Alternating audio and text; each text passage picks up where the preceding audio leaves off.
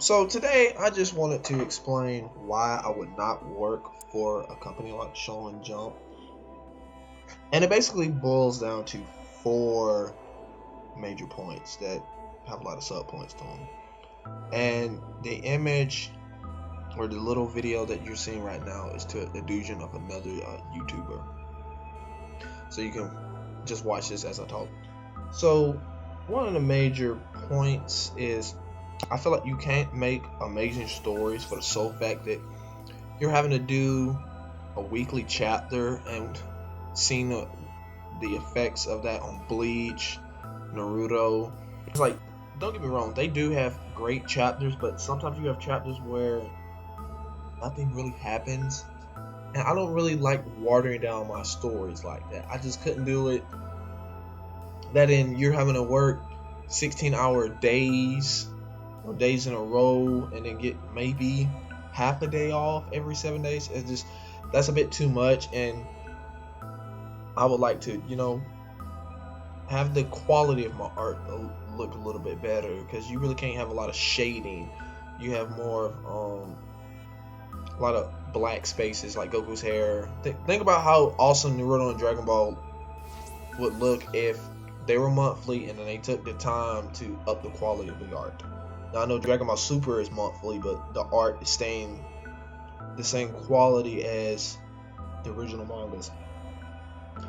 Another reason is I could not focus on just trying to get young Japanese boys to read my stuff. Like, that's not my focus. I mean, it's worked for them in the past, but we live in a different era now. You're watching this on the internet, obviously.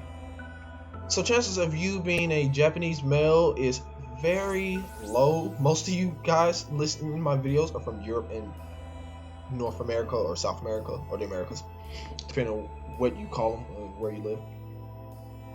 And I really am focused on some of my stories to appeal to males and females.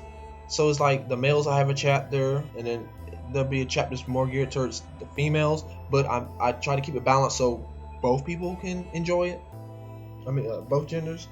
So that's the second point. The third point is I want to innovate, and usually, if you pay real close attention, a lot of the Japanese mangas are starting to look the same, the same tropes, like a lot of the same cliches.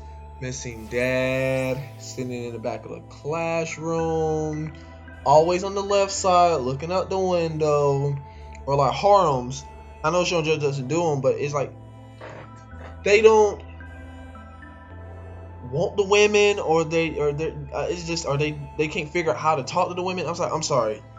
Let's be honest. In real life, if you had 12 girls that wanted you, and they're kissing on you, hugging on you all the time, sneaking in your room, something's gonna happen. Like, let's just be honest.